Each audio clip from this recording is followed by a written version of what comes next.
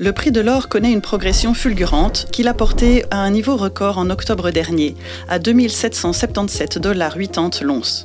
Début 2022, ces 31 grammes d'or valaient moins de 1800 $. Si le prix de l'once a augmenté depuis 2022, c'est avant tout une histoire de briques. Pas des briques, mais du groupe de pays connus par leurs initiales, Brésil, Russie, Inde, Chine. Les banques centrales de ces pays et d'autres de plus en plus nombreux dans le monde ont acheté des quantités faramineuses d'or ces dernières années. Pourquoi ? Car ils veulent réduire leur dépendance envers le dollar. Certains craignent que la valeur du billet vert diminue dans le temps, d'autres sont simplement méfiants envers la politique américaine. Ces pays ont donc renforcé la part d'or dans leurs réserves de change. En 2022 et 2023, la demande de métal jaune en provenance des banques centrales de la planète a dépassé les 1000 tonnes par année. C'est 2 fois plus qu'en 2021 et 4 fois plus qu'en 2020. Le deuxième facteur qui a poussé le prix de l'once à la hausse est aussi lié aux banques centrales des pays développés.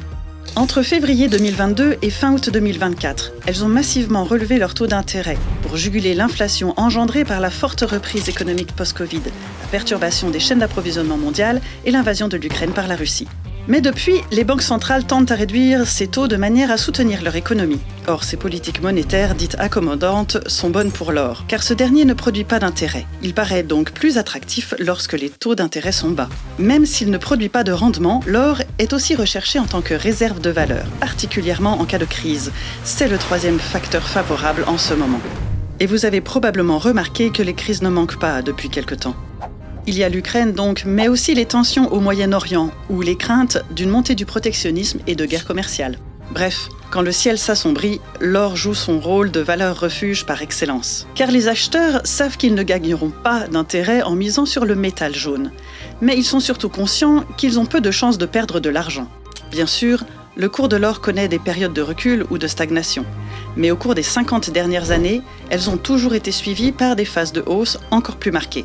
Vous me direz, ok, il y a les banques centrales, les guerres et tout ça, mais l'or, c'est aussi les bijoux, non ? Et vous aurez raison. La joaillerie est la plus grande source de demande d'or, plus de 2000 tonnes par an entre 2021 et 2023. Et cela permet d'expliquer le quatrième facteur qui influence le prix de l'once, le dollar.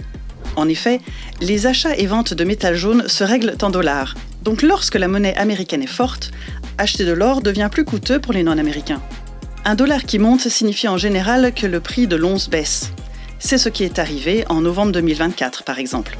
La force du dollar risque d'être un facteur pénalisant pour le prix de l'or à l'avenir. Mais on s'aperçoit que lorsqu'un élément pèse sur le cours, les autres tendent à compenser. Par exemple, lorsque la demande de la joaillerie a reculé en 2024, les investisseurs ont été davantage acheteurs. C'est aussi cela qui fait la beauté du métal jaune. Finalement, que faudrait-il pour que le cours du métal jaune baisse durablement ? Plusieurs choses. Que les pays qui n'aiment pas le dollar ou les États-Unis les aiment à nouveau, que les taux d'intérêt remontent et que la paix règne durablement sur le monde. C'est bien sûr très souhaitable, mais au moins à court terme, malheureusement peu probable. Le temps.